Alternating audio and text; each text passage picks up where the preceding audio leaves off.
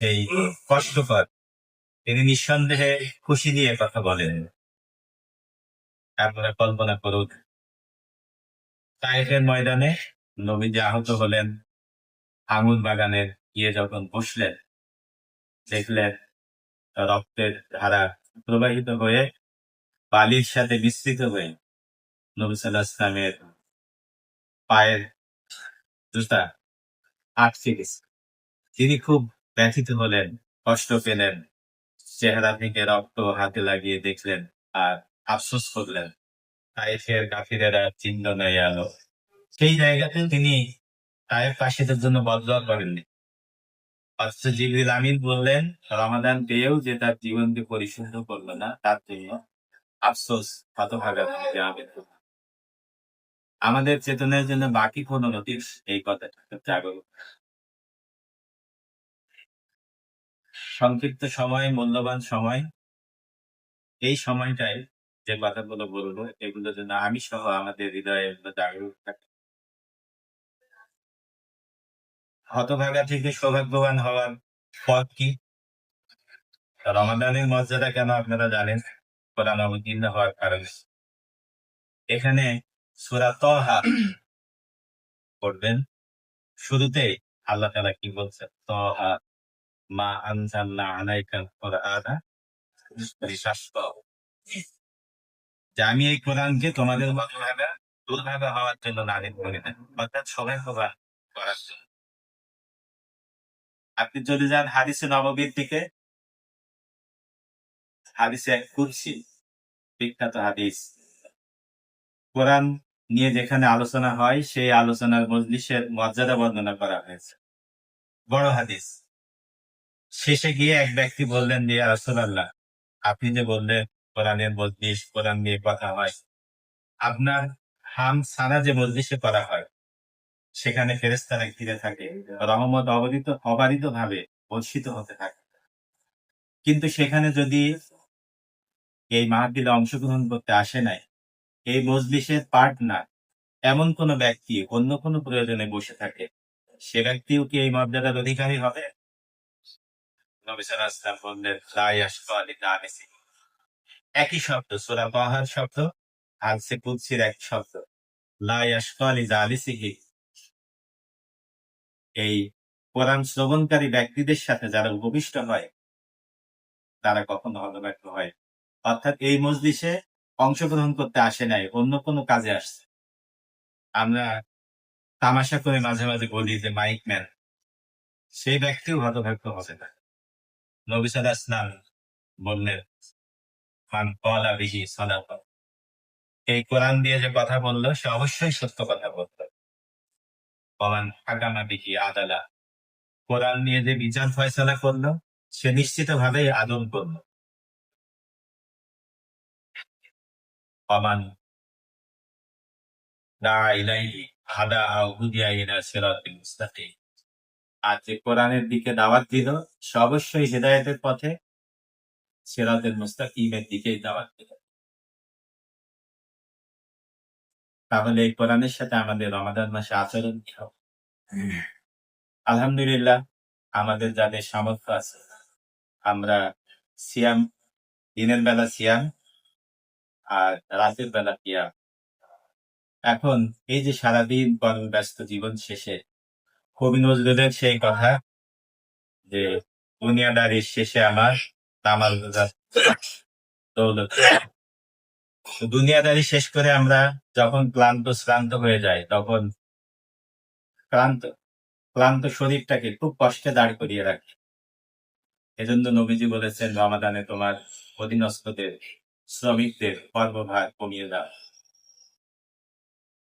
কমিয়ে দিয়ে আমাকে মনে রাখতে হবে যে আমি রমাদানের আগে আমার হৃদয়ে কোরআনের যে অংশটুকু ছিল, তার থেকে একটু বাড়াতে পেরেছি। ওই হাদিসটি মনে করবেন যে, ইন্নাল্লাযী লাইসা ফী জাওফিহি শাইউম মিনাল ফারাহাত কাল বাইতিল হারাম কারীম। নবী সাল্লাল্লাহু আলাইহি ওয়াসাল্লাম বলছেন যে, যার অন্তঃকরণের মধ্যে কোরআনের কিছুমাত্র নাই, সে হচ্ছে একটা পরিত্যক্ত বাড়ির মতো। আপনারা জানেন, আমরা যে ঘরগুলো থাকি, যার যত সাধ্য আছে ততটুকু সাধ্য নিয়ে সাজিয়ে রাখি। বসবাস উপযোগী করার জন্য। কিন্তু যে ঘরে কেউ থাকে না, সে ঘরে কি থাকে? ইঁদুর, তেলাপোকা, চাপচিকা, পোস্তা, সেটা আসলে বসবাসের উপযোগী থাকে না। নামে থাকে ঘর, কিন্তু আসলে সেটা আবাসস্থল থাকে।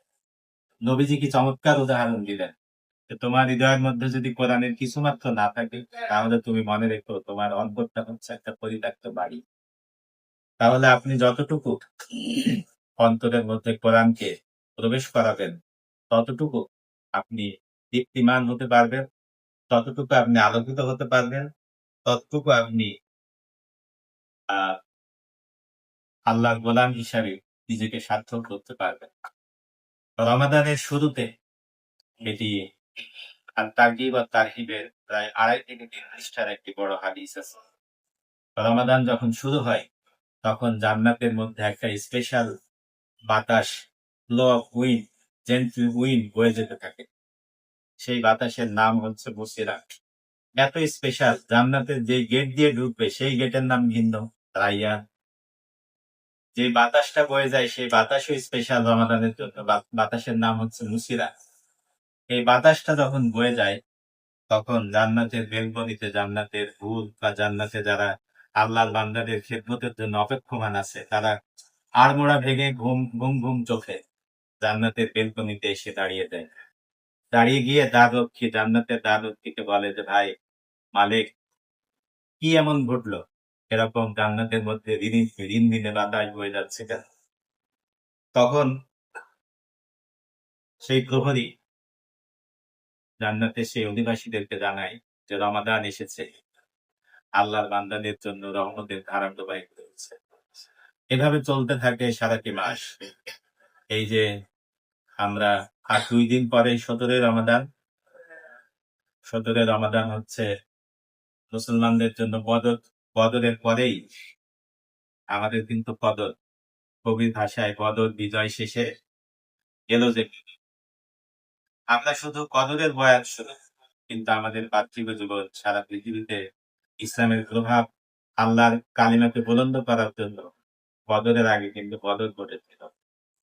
ইসলামের অনেক অভিযান এই রমাদান মাসে হয়েছে। মক্কা বিজয় রমাদান মাসে হয়েছে, বদর যুদ্ধ রমাদান মাসে হয়েছে। তো রমাদানের এই সাধনা কোরআন আপনাকে আল্লাহর পথে, আল্লাহর একান্ত বান্দা হতে শেখায়। আমরা এই মাসে আমাদেরকে এভাবে গড়ে তুলব যে আমাদের যা যতটুকু আছে, হৃদয়ের মধ্যে আছে, বাকিটুকু আমরা প্রতিদিন 1টি, 2টি, 3টি আয়াত করে হিফজ করার চেষ্টা করব, মুখস্থ করার চেষ্টা করব। সেটি আমি অর্থ জানার চেষ্টা করব। অর্থের সাথে সাথে অনেক ধরনের তাফসীর পাওয়া যায়, এবং তাফসীরের সাথে সাথে আপনি যদি নবী সাল্লাল্লাহু আলাইহি ওয়াসাল্লামের যেকোনো একটি সিরাত, জীবনী গ্রন্থ আপনি পড়েন, আয়ত্ত করেন, তাহলে দেখবেন যে কোরআন উপলব্ধি আপনার জন্য সহজ। দুনিয়ার জীবন শেষে আমি আমার কথাকে এভাবে সমাপ্তি টানতে চাই।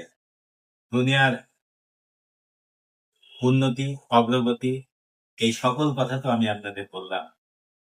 কোরআন যদি আপনি সম্পর্ক না রাখেন, আপনাদের আখেরাত বিশ্বাসী মানুষ, আমরা জীবনের সমাপ্তির পরে আমাদের ট্রানজিট ক্যাম্প হচ্ছে কবর। আমরা জানি যে কবরের মধ্যে 3টা প্রশ্ন করা হয়, কি উত্তর দেওয়া হবে সেটাও শিখিয়ে দেওয়া হয়। আমরা জানি, কথোপকথনটা জানানো হয়েছে, সেই অদৃশ্য জগতের কথোপকথন। চতুর্থ আর একটা প্রশ্ন আছে, যে প্রশ্ন নিয়ে আলোচনা খুব কম হয়। চতুর্থ প্রশ্নটা হচ্ছে, 3টা প্রশ্নের উত্তর যখন দিতে পারে, তখন জিজ্ঞাসা করা হবে যে তুমি এগুলো কোথা থেকে জেনেছো, যে মান রব্বু, তোমার রবকে। এই প্রশ্নের উত্তর যে সঠিক দিতে পারলো, নাবিয়ুক, তোমার নবীকে, তোমার দিন কি, এর উত্তর যে দিতে পারলো, চতুর্থ প্রশ্ন করা হবে তুমি এগুলো কোত্থেকে জেনেছো। তখন সে বলবে যে করাতু কিতাব আল্লাহ, আমি আল্লাহর কিতাব পড়েছি, ওয়াসাদ্দাকতু বি ওয়া আমানতু ওয়াসাদ্দাকতু বি, আমি ঈমান এনেছি এবং সেটাকে সত্যায়ন করেছি। তাহলে কিতাব যদি আপনি না পড়েন, এটা দিয়ে বোঝা যায় যে আগের 3টা প্রশ্নের উত্তর আপনি দিতে পারবেন। আপনি বলবেন যে স্যার আমি তো সালাত আদায় করি, কোরআন আলাদা ভাবে না পড়লে কি হবে? নো, সালাতও তো আপনি এই কিতাব ছাড়া তো সালা তো পূর্ণ হয়। যেসব হতভাগারা সেখানে চতুর্থ মানে 3টা প্রশ্নের উত্তর দিতে পারবে না, ফেরেশতারা তাদের উপরে হিংস্রভাবে আক্রমণ করতে থাকবে আর বলতে থাকবে, মা দালাইতা ওয়ালা দাঁড়াইতা, পড়ও নাই বুঝও নাই। ফেরেশতারা চিৎকার দিয়ে বলতে থাকবে, মা দালাইতা, তুমি তো কোরআন তেলাওয়াত করো নাই, ওয়ালা দাঁড়াইতা, বুঝও নাই। এটা দিয়ে বোঝা যায় যে শুধু তেলাওয়াত দিয়ে অবশ্যই তেলাওয়াত ফজিলতের আপনি সওয়াব পাবেন। বোঝার বিষয়টা কিন্তু কবরে ফেরেশতারা স্লোগান দিয়ে বলতে থাকে। সেখানে যদি মুক্তি পেতে চান তাহলে কোরআন তেলাওয়াত করতে হবে এবং বুঝতে হবে। জান্নাতের ভিতরে আপনি যখন জান্নাতে পৌঁছে গেলেন আল্লাহর অপার নিয়ামত, এখন ঢুকে আপনি কোথায় বসবেন? আপনার অফিসে বসার জায়গা আছে, বাসায় আপনার নির্ধারিত বিছানা আছে, সোফা আছে। জান্নাতে কোথায় বসবেন? তখন ফেরেশতারা বলতে থাকবে, পড়তে থাকো আর উঠতে থাকো। তোমার পড়া যেখানে শেষ, তেলাওয়াত যেখানে শেষ, সেখানে তোমার স্থান। এখন আমি যদি শুধুমাত্র সূরা কাউসার জানি, তা আমি কত সুন্দর করব। আর যে হাফিজুল কোরআন, তার স্থান কোথায়? অন্তরের মধ্যে আকারটা তৈরি করুন, হাহাকার তৈরি করুন। নবীজির সাহাবীরা 55 বছর, 60 বছর, 40 বছর, 10 বছর বিভিন্ন বয়সে ইসলাম কবুল করেছে। বিভিন্ন বয়সে তারা হাফিজে কোরআন হয়েছে। হাফিজ হওয়ার জন্য 7 বছর বয়সে মাদ্রাসায় যাওয়া যোগ্যতা। কোরআন আপনাকে শাহাদাতের মধ্যেও ক্লাসিফিকেশন করে দেয়। উহুদের ময়দানে সাহাবীদেরকে এক কবরে 3 জন 4 জন করে রাখা হচ্ছে। নবী সাল্লাল্লাহু আলাইহি ওয়াসাল্লামের কাছে গিয়ে বলল, আমরা কিভাবে রাখবো? নবীজি বললেন, এক কবরে 2 জন 3 জন করে রাখো, কিন্তু খেয়াল রেখো ফাকাদ্দিমু আকসারাহুম কুরআনা। তিরমিজির হাদিস। নবীজি বলছেন যে 3 জনকে এক কবরে রাখছো, কিন্তু এর মধ্যে যে ব্যক্তির কোরআনের নলেজ জানে ওই শহীদকে উপরে রেখো। আমরা জানি যে শাহাদাতের চাইতে বড় নাজরানা, বড় মূল্যবান জিনিস আর আছে? কিন্তু কোরআনের নলেজ, কোরআনের জ্ঞান শহীদদের মধ্যেও ক্লাসিফিকেশন তৈরি হয়েছে। তাহলে আমার কবর, আমার জান্নাত, আমার সব জায়গায় কোরআন হচ্ছে আমার জীবনের সাথী। এটি রমাদান এই জন্যই এসেছে। রমাদান যদি আপনার সফল হয় তাহলে বাকি বাকি 11টি মাস সফল। মৃত ব্যক্তিদের ডেকে যদি জিজ্ঞাসা করা হয় যে তোমাকে দুনিয়াতে আবার ফিরিয়ে দেওয়া হবে, তুমি কি চাও? মৃত ব্যক্তিরা উত্তর দিবে যে আমি রমাদানের একটি সকাল অথবা একটি বিকাল যদি আল্লাহ আমাকে উপহার দেন, আমার জীবন ধন্য হয়ে যায়। তাই আসুন, আমরা এখানে যারা উপস্থিত আছি, আমি যে আবেগ দিয়ে আপনাদের বলার আবেগ অনুভব করছি, ততটুকু আমি প্রকাশ করতে পারিনি। তবে যদি কিছু বলে থাকি, প্রকাশ করতে পেরে থাকি, আল্লাহ যে সামর্থ্য আমাকে দিয়েছেন, এটি যেন আপনাদের মনের ভিতরে গেঁথে যায়। আমি এবং আপনি সহ কোরআনের পথে গতকাল বা 10 মিনিট আগে যতটুকু আমার আমি সচেষ্ট ছিলাম, এখন থেকে যেন সেই গতিটা আরেকটু বেগবান হয়, আরেকটু পৃথকতর হয়।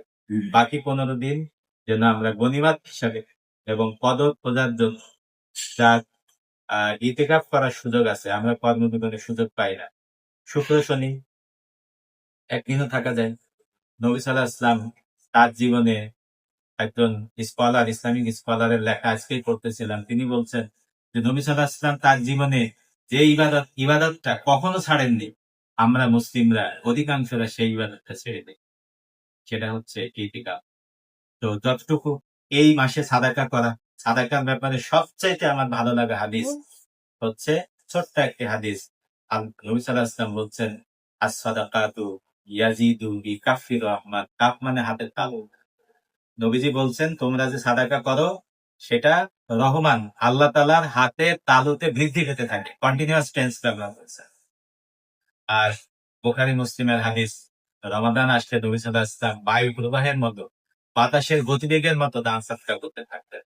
তো এজন্য আমি আমার একটা পাঞ্জাবি কেনার বাজেট কমিয়ে যদি সেটা এই রমাদানে সাদাকা দিনের কাজে আপনারা জানেন সেখানে ব্যয় করতে পারি, তাহলে আমার আপনার জীবন ধন্য হবে।